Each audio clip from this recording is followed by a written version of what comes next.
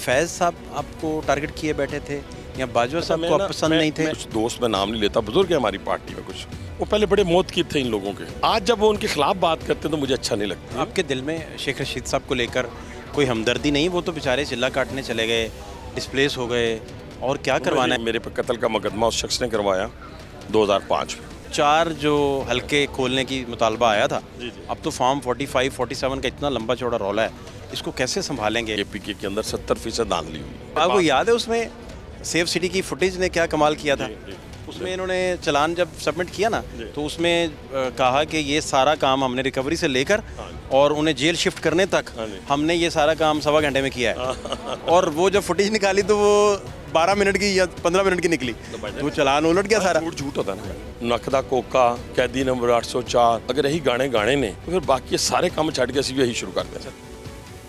उन्होंने बड़ी दिलेरी का मुजाहरा किया। आप आए भी मेरे पास 3-4 दफा, देखा भी होगा। और 3 जेलों का जो साइज था, एक में 8x10 था, बाकी में 6x6 था। आपके साथ ख्वाजा साद रफ़ीक, ख्वाजा सलमान रफ़ीक, फवाद हसन फवाद, आहत चीमा साहब। आपको एक 25 साल की सज़ा सुना दी जाए और फिर आपको ये उम्मीद भी ना हो कि कब आपने जाना है। उस बेल के अंदर तो वो जो आलिया नीलम साहिबा थी, आलिया नीलम साहिबा बहुत प्रिसाइज सवाल पूछती हैं और वेरी टू द पॉइंट।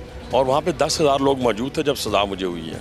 धाड़े मार के रो रहे थे लोग, जहाँ मर्जी में ले जाता। रेडियो पाकिस्तान को जला दो, GHQ पे हमला कर दो, बाहर खड़ी हुई सारी गाड़ियों को आग लगा दो, कचहरी को जला दो, जल सकती थी, सारा कुछ हो सकता था। खुद विक्टिम रहे ना जी। मियाँ साहब से गुफ्तगू करते हुए या उनसे बात करते हुए, बहुत सारे सियासी लोग कैद में हैं, अपोजिशन कैद में है, इस पे कोई लाहे अमल या कोई आगे की पॉलिसी आपकी पार्टी की? 76 साल में कभी 9 मई भी नहीं हुआ भाईजान, कि जब रावलपिंडी की अपॉइंटमेंट हो रही थी तो रावलपिंडी में धरने का मशवरा किसने दिया था? मैंने दिया था। पार्टी को भी कहें ना कि पीछे मुड़ के देखे। किसको? इनको सबको, सब पार्टी से आपकी बात मियाँ साहब नहीं रद्द करते। नहीं करते। मुझे शहबाज शरीफ साहब ने आते ही प्रोसिक्यूटर ही चेंज कर दिए थे सारे। रेड कारपेट आपके लिए ही बिछाया है, लेकिन वो कह रहे हैं कि आप अभी वज़ीर-ए-आज़म नहीं बने आज, तो रेड कारपेट आपके लिए नहीं है। ठीक है। कैसे हैं सर? मैं अल्लाह का बड़ा कर। सर मुझे जेल के अयाम की कोई बात पहले सुनाएं, तसल्ली से पहले, आराम से पहले बताएं, उधर अयाम कैसे थे? देखिए, सबसे पहले तो जेल जो है ना अपने साथियों की मदद से कटती है, अल्लाह ताला का फजल शामिल हाल हो। जो मेरे दोस्त थे, मेरा वोटर था, मेरे इर्द गिर्द मेरी फैमिली के लोग थे, उन्होंने बड़ी दिलेरी का मुजाहरा किया। आप आए भी मेरे पास 3-4 दफा, देखा भी होगा। ये वैसे बंदा कि जी मैं बहुत बड़ा फन खान था, मैंने जेल काट ली है। मैं 11 महीने 3 जेलों में रहा हूँ, और 3 जेलों का जो साइज़ था, एक में 8x10 था, बाकी में 6x6 था। उन दिनों आपके साथ ख्वाजा साद रफ़ीक, ख्वाजा सलमान रफ़ीक, फवाद हसन फवाद, उसके बाद आप खुद उसमें आहत चीमा साहब, फवाद था, फवाद हसन फवाद थे। लेकिन मेरा जो सिलसिला मेरा उनसे मुख्तलिफ था। मैं 25 साल का कैदी था। हवालाती और कैदी में बड़ा फ़र्क होता है कि आपको एक 25 साल की सज़ा सुना दी जाए और फिर आपको ये उम्मीद भी ना हो कि कब आपने जाना है। लेकिन कहते हैं ना कि अगर आप सिद्क़े दिल के साथ खड़े रहें और आपका इनर सेटिस्फाई हो तो अल्लाह आपकी मदद करता है। मैं तो यही समझता हूँ कि 11 महीनों में मैं आपको एक लम्हा नहीं वो बता सकता, या एक दिन या एक रात, के जिस दिन अल्लाह ने पोल रिगिंग का बल्कि आगाज़ आपसे ही हुआ था। शुरुआत आपकी गिरफ्तारी से हुई थी। खौफ जो है ना वो अल्लाह ने नहीं दिया। उसकी वजह ये है कि वहाँ पे भी अल्लाह ताला को याद करते थे, सीधी सी बात है। और दूसरी बात ये है कि उसने बड़ी हिम्मत दी है हमें। हमारी फैमिली में से किसी को आपने रोते हुए नहीं देखा होगा, और हमें भी कभी किसी के आगे फरियाद करते हुए नहीं देखा। अल्लाह ने, ये मैंने फ़ैसला कर लिया था, ये मैं बताना नहीं चाहता था, अब आप निकलवा रहे हैं तो मैं बताने लगा हूँ। मैंने ये फ़ैसला कर लिया था, अल्लाह ताला से आज़माइश, आधे घंटे की आज़माइश की पनाह मांग के बात करने लगा हूँ। मैंने फ़ैसला कर लिया था कि अगर मेरी ज़िंदगी भी चली जाती है इस जेल में, मैं पार्टी नहीं चेंज करूँगा। उसकी बुनियादी वजह ये नहीं कि मैं मियाँ नवाज शरीफ साहब पे कोई एहसान करूँगा या पार्टी पे कोई एहसान करूँगा, बल्कि मैंने सोचा कि मैं अपनी आने वाली नस्लों पे एहसान करूँ। कोई ये ना कि मेरे बेटे को जाते हुए कि ये वो शख्स है जो शख्स टूट गया था, जो बेवफा निकला, जो बुज़दिल निकला। अल्लाह ने वो 11 महीने काट दिए। और बेल कैसी हुई आपको पता ही है। उस बेल के अंदर तो वो जो आलिया नीलम साहिबा थी और सरफराज डोगर साहब थे। आलिया नीलम साहिबा बहुत प्रिसाइज सवाल पूछती हैं और वेरी टू द पॉइंट, और वो बड़ी ब्राइट है। मैं देखे ना, मैं आज उनका नाम ले रहा हूँ। क्या कोई शख्स ये तसव्वुर कर सकता है कि अगर मैं गिल्टी होता तो मुझे वो बेल देते हैं? क्या कोई शख्स ये तसव्वुर कर सकता है कि फिर मुझे इस मुकदमे से वो, उन्होंने ही फिर 18 अक्टूबर 2023 को इस मुकदमे से मुझे बरी आप फैज़ साहब आपको टारगेट किए बैठे थे या बाजवा साहब को आप पसंद नहीं थे? मैं एक बात आपसे करता जाऊँ, मेरे भी कुछ दोस्त, मैं नाम नहीं लेता, बुजुर्ग है हमारी पार्टी में कुछ, वो पहले बड़े मौतकीर थे इन लोगों के। मेरी बात समझ रहे हैं ना, इशारा समझ रहे हैं। आज जब वो उनके खिलाफ बात करते हैं तो मुझे अच्छा नहीं लगता। मैं अगर आज खड़े होकर इन दोनों अशखास के खिलाफ बात करूँ ना तो मुझे जेब नहीं देता। मुझे उस वक्त खड़े होकर बात करनी चाहिए थी और उस वक्त मैं करता भी था, अगर आपको याद हो। तो आज मुझे नहीं लगता कि मैं उन पे कोई इल्ज़ाम लगाऊं। इल्ज़ाम क्या, दुनिया सारी को पता था क्या हुआ है, ठीक है, लेकिन इस वक्त मुझे जेब नहीं देता कि मैं खड़े होकर कहूँ नहीं जी वो जिम्मेदार था, वो जिम्मेदार था। अल्हम्दुलिल्लाह हमने फेस किया, अदालत से मैं एक दिन नहीं भागा, मेरा पूरा रिकॉर्ड निकालें। पहले दिन मुझे 12 जुलाई 2012 को मेरे पे FIR होती है, 21 जुलाई 2012 को। उसके बाद मैं बेल लेता हूँ हाई कोर्ट से, सुप्रीम कोर्ट भी उस बेल देती है मुझे, फिर वो कहती है आप ट्रायल कोर्ट में चले जाएं। पूरा ट्रायल कोर्ट में मुझे पता है रात को सज़ा होनी है, शाम को सज़ा होनी है। मैं जाता हूँ और वहाँ खड़ा होता हूँ, 11:30 बजे वो सज़ा सुनाते हैं। पूरी रात ही कोर्ट लगी रही? पूरी रात कोर्ट लगी रही, वो सज़ा सुनाते हैं और मैं उस सज़ा को खंदा पेशानी से मैं ये कहता हूँ ना, आज कहते हैं कि अगर फ़लाँ नहीं होगा तो आपने एक इमरान खान फ़लाँ नहीं होगा तो पाकिस्तान नहीं होगा, खुदा ना खास्ता। ये लफ्ज़ उनके एक मेंबर के मुंह से मैंने सुने हैं।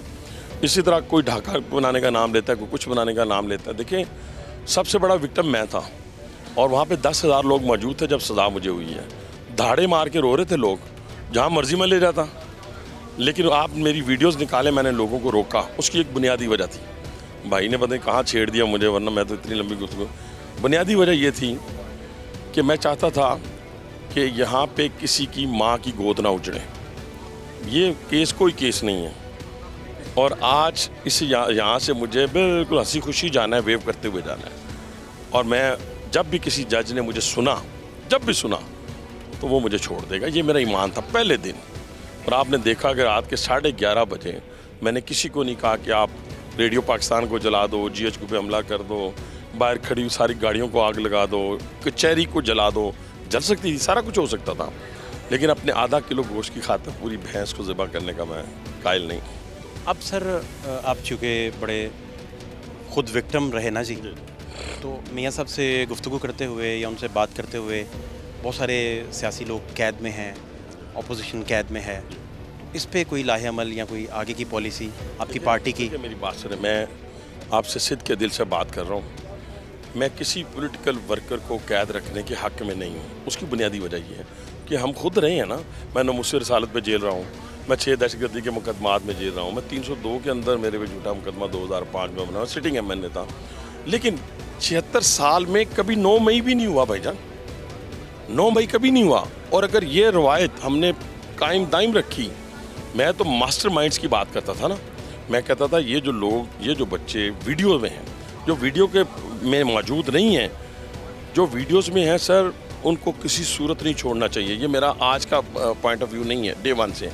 और इनका ज़हन पर गंदा करने वाले 1.5 साल में जो लोग थे ना, वो लोग भी नहीं छोड़ने चाहिए। अगर उनको छोड़ना है ना, जैसे मैं नाम ले देता हूँ, जैसे इमरान खान है, जैसे शेख रशीद है। शेख रशीद का नाम इसलिए लिया कि जब रावलपिंडी की अपॉइंटमेंट हो रही थी तो रावलपिंडी में धरने का मशवरा किसने दिया था? मैंने दिया था, रावलपिंडी के अंदर धरना दिया जाए। इमरान खान साहब ने वहाँ धरना दिया, वो स्पीच सुने उसकी निकाल के।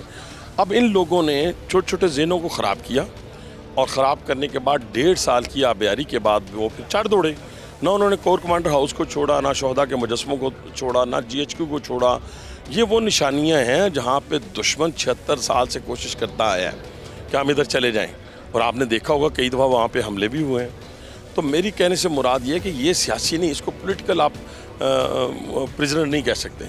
इसके अंदर आपको अदालतों को भी फैसला करना होगा। देखिए ना, अदालतों को भी फैसला करना होगा कि अगर कोई बेगुनाह है तो उसको फौरी छोड़ें। ये ना हो कि 10 साल बाद वो कहें कि जनाब बाइज्जत बरी करते हैं। देखिए ना, मैं इस मुकदमे में 10 साल रहा हूँ जी। 10 साल बाद मुझे कहा गया कि जनाब ये पॉलिटिकली विक्टिमाइजेशन थी और पॉलिटिकल वेंडेटा था और फॉल्स केस था। मेरे केस में पढ़ लें, ये लिखा है। अब 10 साल के दौरान मेरे 2 इलेक्शन गए। 10 साल के दौरान मुझे किन कैरेक्टर असैसिनेशन से मैं गुजरा। 10 साल के दौरान मैं अपने कारोबार की तबाही से गुजरा और अपने बच्चों के लिए अजियत का बायस बना।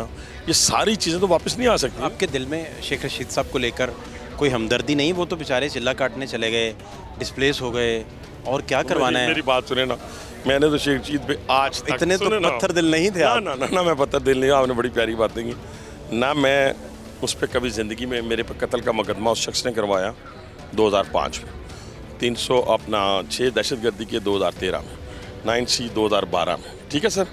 मेरी हुकूमत रही पंजाब में 10 साल, मेरी एक FIR बताएं। आज भी मैं जीत गया हूँ ना, तो मैं पीछे मुड़ के देख ही नहीं रहा कि शेख रशीद साहब हैं कहाँ। पार्टी को भी कहें ना कि पीछे मुड़ के देखे, किसको? इनको सबको, सब पार्टी से आपकी बात मियाँ साहब नहीं रद्द करते। नहीं करते, मुझे पता है। सुने तो सही ना, मैं उन्हें क्या कहूँ? अदालतों को जाके कहूँ कि इनको छोड़ दें? देखिए ना, अदालतों को फैसला करने दें। मैं अदालत में रहा ना, झूठा था जो था केस मेरे पे, मैंने कहा अदालत का पीछा नहीं छाड़ना। शहबाज शरीफ साहब ने आते ही प्रोसिक्यूटर ही चेंज कर दिए थे सारे, नोटिफिकेशन किया था। ये वो केसेस जो थे, आप मेरे भाई हैं, देखिए ये जो केसेस थे वो केसेस नहीं थे ना। आप सच्चा केस बनाएं तो फिर किसी को ना छोड़ें, वो हनीफ अब्बासी हो, वो कोई और हो।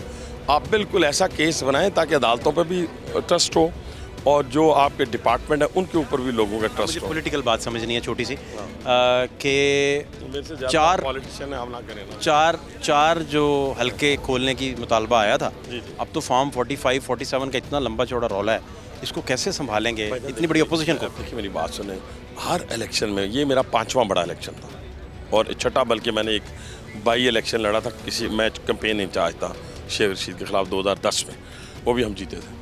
6 बड़े इलेक्शन मैंने लड़े हैं। हर इलेक्शन में हारने वाला कहता है धांधली हुई है, ठीक है जी, हर इलेक्शन में।